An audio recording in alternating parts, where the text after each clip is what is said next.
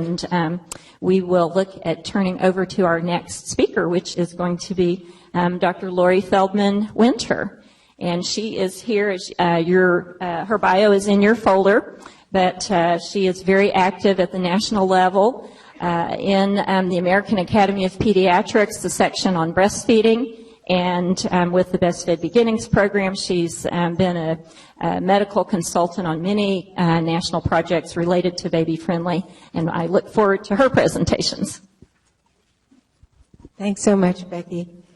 And congratulations to all of you for all the hard work. Okay, great. I'll take that. Thanks. So, I came in from New Jersey, as you can tell by my very oversized parka down here in the first row. So thank you so much for the warm welcome and the warm weather. Back home, I think it's like -4 this morning. So it's just really nice to be here. I have never been to Oklahoma City, and it's beautiful. I've spent some extensive time in Tulsa, and I'm just really excited by all the work that you're doing here in Oklahoma. Again, I applaud all of you for all your efforts. So we're going to shift gears a little, and I'm happy to do this talk in the morning because we're going to kind of delve deep into maybe some basic biology, physiology, maybe some things you learned along the way in your health sciences training, or maybe didn't. I can tell you that most of what I'm going to present to you was not part of any part of my training because much of it actually hadn't been known at that point. So just a little bit about what I'm going to talk about, why I'm going to do this talk. I'm going to talk about the rationale for exclusive breastfeeding. And I'm going to sort of flip it around and rather than present it as totally the rationale of why exclusive breastfeeding is so important, really flip it and say, well, why not just one bottle? You know, what's the rationale for avoiding just one drop of formula? Because I can see some head shaking, like, you know, I know that this is a discussion that happens as you go through this journey toward baby friendly around step 6, which is that if a mom is breastfeeding, she should breastfeed. End of story. She shouldn't breastfeed and give formula. And that really takes into account all the different reasons why formula has a way of slipping in there. And there's so many reasons why formula slips in there. But I want to make the case this morning for why that formula is not so innocuous. So for whatever the reason is, however it gets in there, I want to make the case for how delicate the system really is and how important the maintenance of exclusive breastfeeding really is. And so please indulge me as I delve into some science. Hopefully this will also kind of elucidate the miracle of how amazing this entire system of the beginning of the newborn and mother relationship really is. I mean, nobody could design this. No one could invent this system. It's way too complicated, and it's way too perfect for anyone to ever imagine. So this is, you know, if the Pope believes in breastfeeding, it's because there was a higher being that was behind all this. And none of us scientists could ever have imagined it. So I have no formal disclosures as part of this lecture. A few sort of minor disclosures. Some of you have known me in my role as the faculty chair for the Best Fed project, which was really life-changing for me, just a tremendous privilege. I'm now doing similar work with the Kellogg-funded CHAMPS project run by Aaron Muirwood. Again, just a terrific privilege to be able to continue to work with hospitals on this journey. And I am a pediatrician. That's probably my biggest disclosure. And so, you know, I was trained with all the bias of pediatricians in the generation that I was trained, and I'll talk about that a little bit this afternoon, why I have certain biases. But I was trained as a scientist. Actually, before becoming a pediatrician, I was a molecular biologist before we even really understood anything about molecular biology and molecular immunology. We were really kind of discovering all of the ways in which the immune system developed back in the 80s.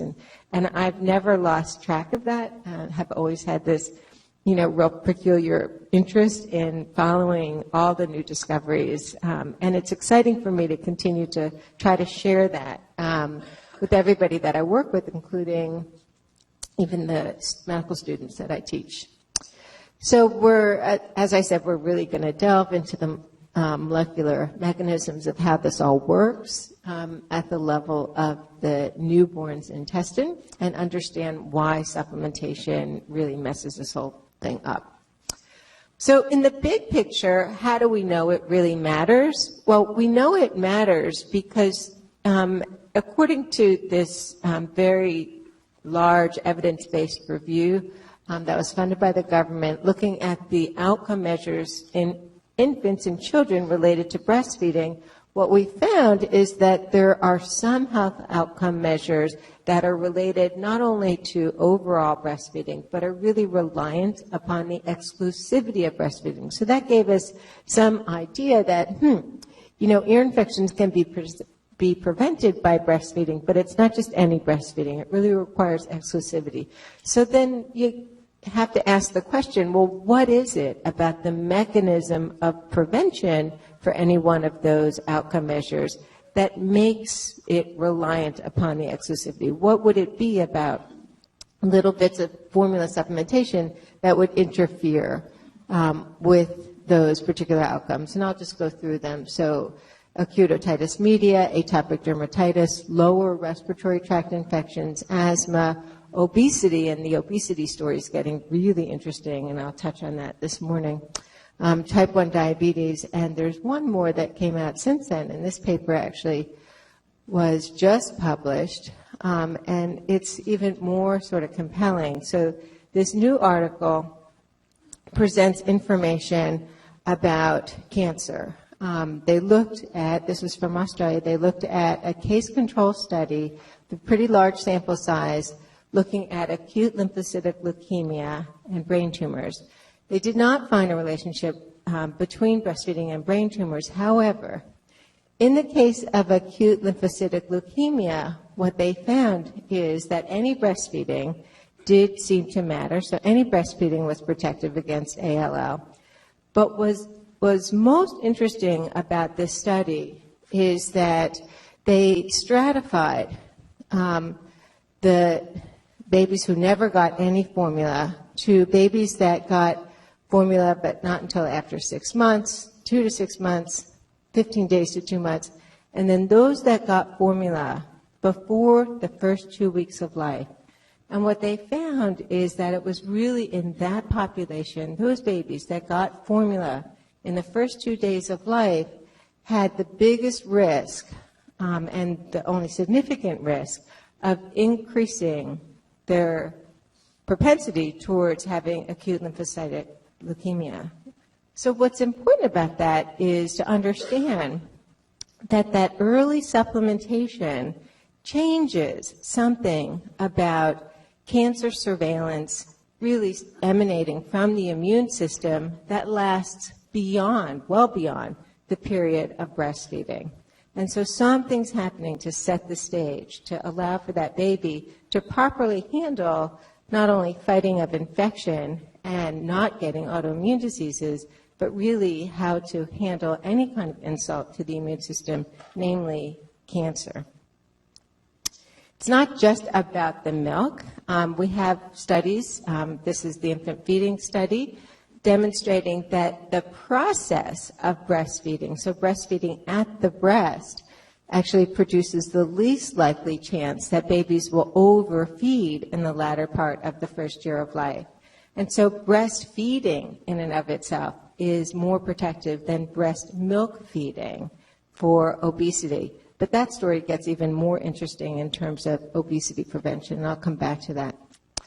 So we had a period of time where we were debating, I should say, at the AAP, can we say exclusive breastfeeding for 4 to 6 months versus exclusive breastfeeding for 6 months? It was a long, strung-out debate, and finally, I believe that it was really this article that won the perspective that really exclusive breastfeeding should be maintained for 6 months.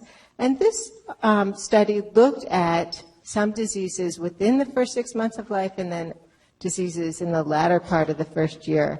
And it was really clear that exclusive breastfeeding for 6 months as opposed to 4 to 6 months made a difference in upper respiratory tract infections, lower respiratory tract infections, and gastroenteritis. Beyond the first 6 months of life, after introduction of complementary foods, those differences were maintained for the upper and lower respiratory tract infections. The difference went away for gastroenteritis, but that was probably because complementary foods were added anyway. So it really does make a difference. So it's not just that one bottle makes a difference within that first 14 days, as I just showed you, but at any time along the pathway, because we see all different health outcome measures. And for this one, with these particular health outcome measures, it really matters for the full 6 months. But you can't get to the full 6 months unless you really set the stage at the hospital.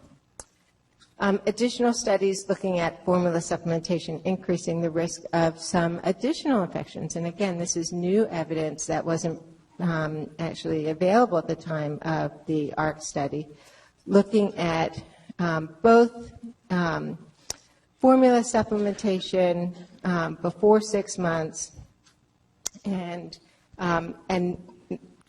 exclusive breastfeeding and no formula supplementation, continued breastfeeding, and no formula supplementation until after 6 months. And that was really the variable that was most associated, again, with protection against ear, sinus, and throat infections. And again, that's data from the infant feeding survey. So in terms of the epidemiologic evidence for immune modulation, we know that these different health outcome measures that I referred to rely upon something that's actually happening in the infant's immune system that controls for the way in which these diseases occur. We know from studies in atopic dermatitis, there's a difference between having atopic dermatitis and any formula supplementation, but really exclusive breastfeeding has the greatest odds, and not having atopic dermatitis.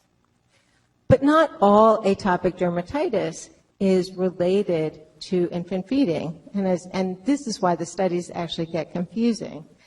As you can see, there's a lot of non-modifiable risk factors for atopic dermatitis, but among those that are modifiable, the majority of the factors that are responsible for atopic dermatitis in the modifiable risk factors are, in fact, the feeding method and exclusive breastfeeding. So how does this all work? How does human milk affect the development of the newborn immune system? And this is really the crux of this presentation, is to really understand these mechanisms. So the immune system, you can divide somewhat artificially into two components. There's the innate immune system. Innate immunity protects the infant at the level of the surface layer, like the mucosa, also has some internal defenses that really aren't specific and just recognize pathogens or antigens that shouldn't be there. Then there's the specific adaptive, and this is really the part of the immune system that we all learned about when we were taking basic biology, which was about how antibodies are formed through B cells and how cellular immunity works through that delayed hypersensitivity reaction with cellular immunity and T cells. And so this is what we focus mostly on. However, these days we know a lot more about the innate immune system, and we really think that a lot of those innate immune defenses are the things that are also related to atopy, as well as cancer fighting mechanisms.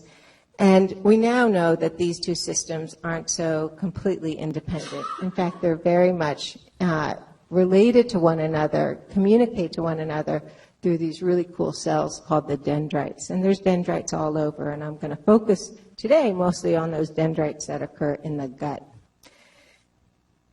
In addition, it's important to understand that gut colonization is essential to prevent allergy and also to produce normal function. Gut colonization is quite complex, and really it's the exclusively breastfed baby that has the proper gut flora in order to regulate the infant's immune system. So what has to happen, and this can happen through normal vaginal deliveries, it can get interfered with actually through cesarean section deliveries or sometimes even with prenatal antibiotics, but definitely in vaginal deliveries, the gut flora gets colonized with all these facultative organisms that arise from the maternal vaginal flora and stool flora. That has to happen because by doing that and by colonizing the gut, the environment is actually set to then eradicate those bad bugs, those bad facultative organisms that would normally be pathogens, and set the stage for what you've probably heard about, which is all these commensal, we now call them symbiotic actually, because they're more than just innocent bystanders, symbiotic bacteria, the bifidobacteria, which you may have heard about, and the lactobacillus, all those bacteria that colonize the gut, that should be there, that have to be there to allow for proper immune responses to occur. And so that goes back to this hygiene hypothesis, everything too sterile, such as C-sections, when you try to sterilize everything and actually not colonize the gut is not a good thing. Too much sterility in environment might actually lead to more atopy. There's been some studies looking at that. So microbial colonization is not a bad thing. It's actually a necessary thing in order to allow for this sequence of events for the normal immune system to develop. So here's a schematic, and this depicts the newborn intestinal mucosa as it exists in utero, structurally developed, sitting there waiting to be primed at 19 weeks gestation. So it's all there, just waiting. And everything's there except for this, which is the isolated lymphoid follicle. So the B cells and the T cells, while they might be there in a rudimentary fashion, they're really not yet organized, and they really don't comprise this follicle waiting to be stimulated to make the immune system. Baby's gut, as I told you, gets colonized with all these facultative organisms. That gives rise to an anaerobic environment, hosting then the bifidobacteria. Those bad bacteria are eradicated. I'll explain how. And what's left are these normal commensal or really symbiotic bacteria. And how did they get there? They get there, as I've drawn it out, through mother's milk, through colostrum. So what just plopped down from those little bits of colostrum that babies get right in the delivery room, whether it's C-section or vaginal, what comes in are these commensal bacteria that get processed specifically and are in mother's milk. Also, secretory IgA, and that story gets a little more complicated. I'll come back to that.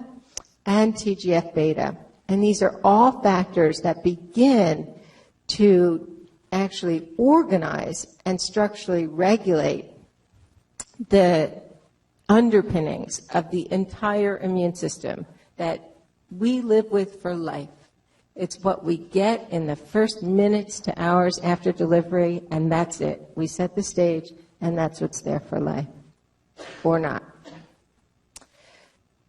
So human milk actually contributes not only to the innate immune system, and there's a number of things that line the intestinal villi that contributes to innate immunity, but it also contributes to this specific adaptive immunity, again, by stimulating these B cells to make antibodies and T cells to do all the cellular functions, be programmed to either be too inflammatory or not too inflammatory, tolerant, or fighting cancer later on. one of the most interesting parts of this whole puzzle, I think, is the fact that we all know that human milk has a lot of secretory IgA, right? Everybody talks about the secretory IgA antibody protecting the baby. And we think of it as a very passive process, that the antibody comes in, it's sort of programmed in that moms develop that antibody based on the environment that mom and baby were exposed to. So it's kind of targeting the environment that both mom and baby are living in. Again, that presumes that mom and baby are living in the same environment. That's very important. And so that happens to a great extent. The secretory IgA comes and lines the lumen and provides all this great passive immunity. But what's really cooler than even that is that the mom makes secretory IgA that is the mirror image of the antibody that would be targeting other antigens in her environment. And by doing that, it's measured as secretory IgA, but recognized as antigenic because it's this mirror image. We call that anti-idiotypic secretory IgA. It's like a mirror image of the antibody, which renders it to look like the antigen, but not the antigen. It's not the thing that's going to infect. And actually immunizes that newborn baby. It actually immunizes in a way that we would, spend years developing a vaccine to do, which is why we actually developed this poster at the AAP saying, breastfeeding is your baby's first immunization. We thought that poster actually said way more than people took it, though. I mean, I don't know that anybody really kind of delved down and asked, well, what do you mean by that? So I love it when, we should probably have had the tagline at the end of the poster, tell me what you mean by that, because then we'd be able to have this conversation. And that'd be cool. So what else do those bacteria do? So those commensal symbiotic lactobacillus bifidobacteria actually communicate with all of the immune cells that are there in the baby's lumen and in their intestine, in their intestinal lining.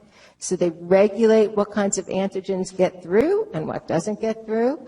They respond. They help the immune system respond in, again, that pro-inflammatory but sometimes damaging way, or in sometimes an anti-inflammatory.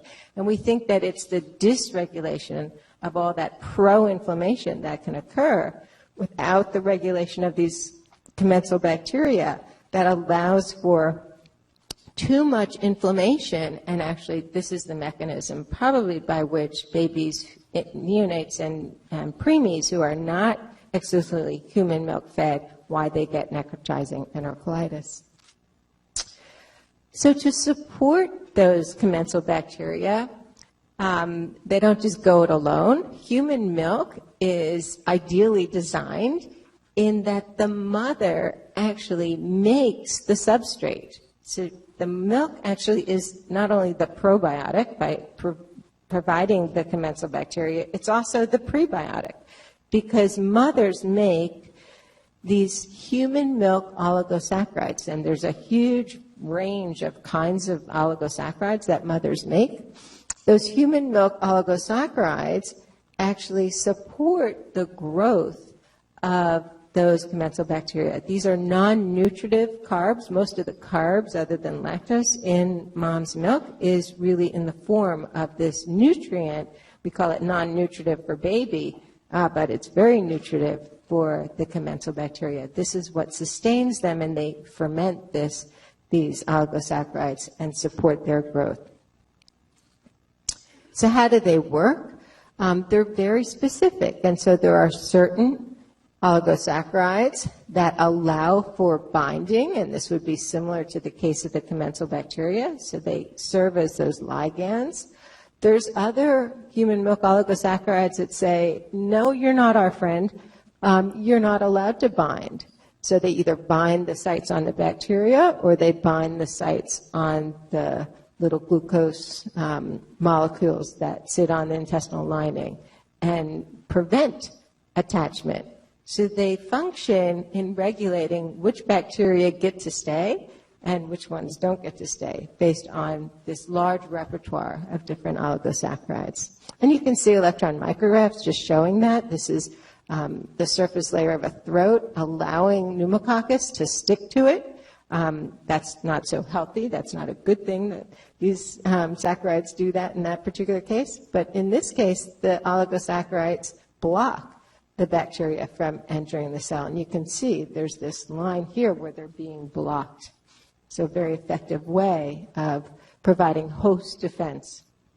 Okay, so the probiotic, the commensal bacteria, plus the prebiotic allows for host defense without having to have a big, drawn-out inflammatory response. There's no redness or inflammatory cells, no damage happening, no release of bad cytokines that are going to cause harm. But these very specific surface layer protections and methods of regulation to allow for the normal bacteria to be hosted in the gut. And this is evidenced by these studies and additional studies that have looked at the pH of stools, and there's been a number of other studies even now looking at the genetics of the stools to actually test to see which bacteria are being hosted by the newborn. And it's very clear that all it takes is one drop of something else formula that interferes with the hosting and the narrow spectrum, which is what it should be, a narrow spectrum of these commensal bacteria. But the story's not completely finished. You do need the bacteria. You do need the human milk oligosaccharides. So they're necessary in order to colonize properly the gut and to stimulate the immune system, but they're not sufficient by themselves. You need these other things called toll-like receptors. So what are toll-like receptors?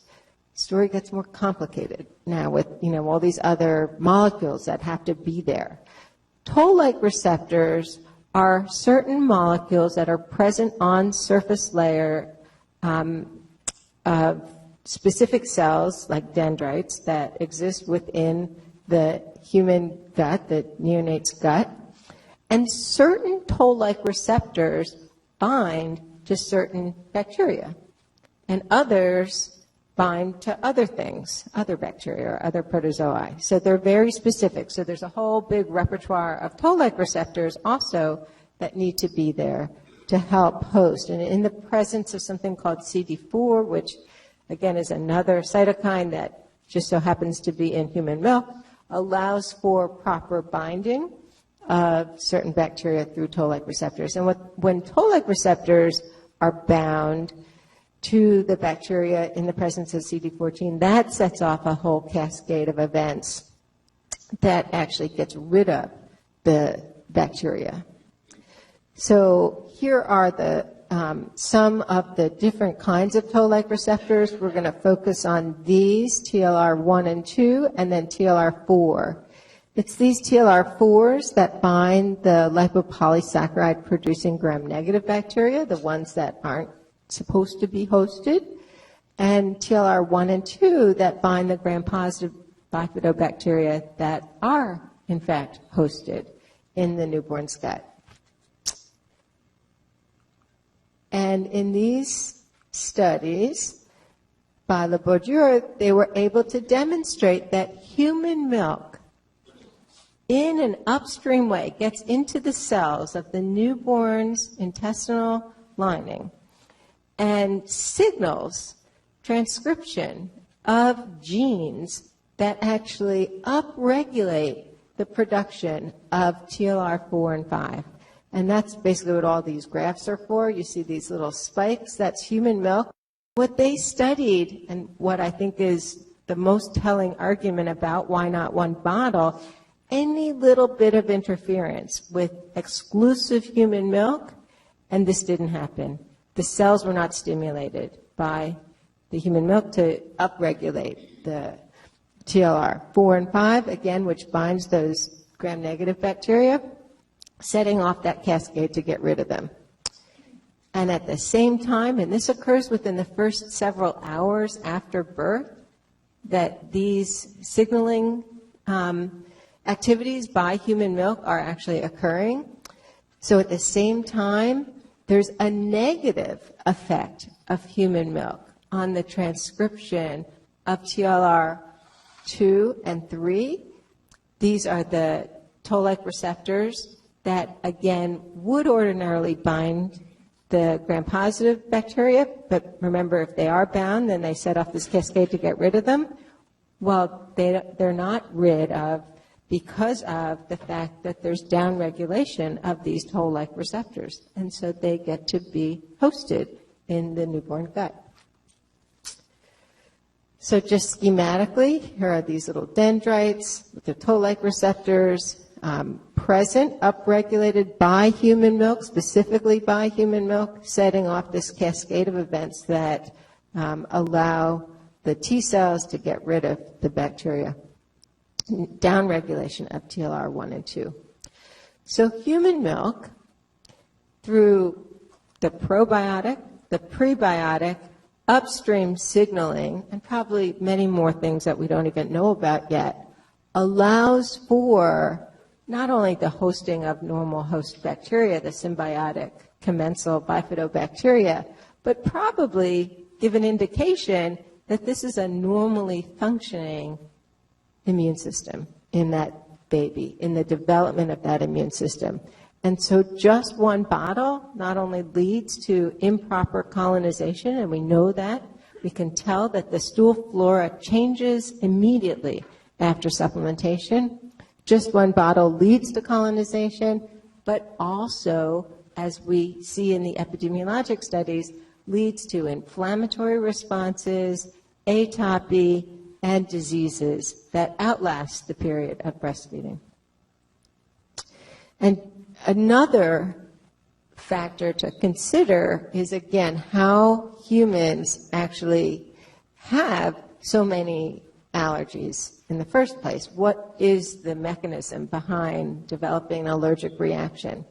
And interestingly, newborns have T cells that are actually skewed in their propensity to make the more allergic reaction, to make the IgE antibody, and really the IgE antibody and these eosinophils are primarily in response to cow milk protein and early on even to some protozoa. So that's the earliest response that the newborn T cell system actually undergoes. But it's really skewed away from this entire other system that's run by Th1. So that's the T helper cells 2, normally skewed toward Th helper cells 2 in a baby who's never been exposed to human milk. But what human milk does and what the proper colonization of the gut does, it actually drives this balance toward Th1 responses. So why is that so important? Well, it's Th1 responses that permit tolerance after exposure to antigens, that help with anti-inflammatory responses, and that with improper regulation could again lead down that pathway of hyper-regulation. So really it's all about balance. All of these T cell lines are in very delicate balance.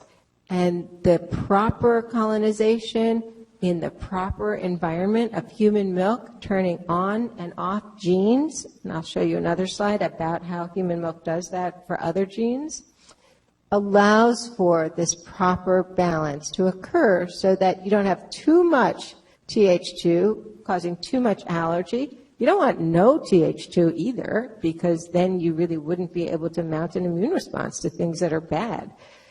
You don't want too little Th1, because then you're never going to have any tolerance, but you don't want too much Th1 either, because that's the mechanism, again, by which you have apoptosis and cell death, so you don't want too much inflammation, and that, again, is the pathway toward NEC.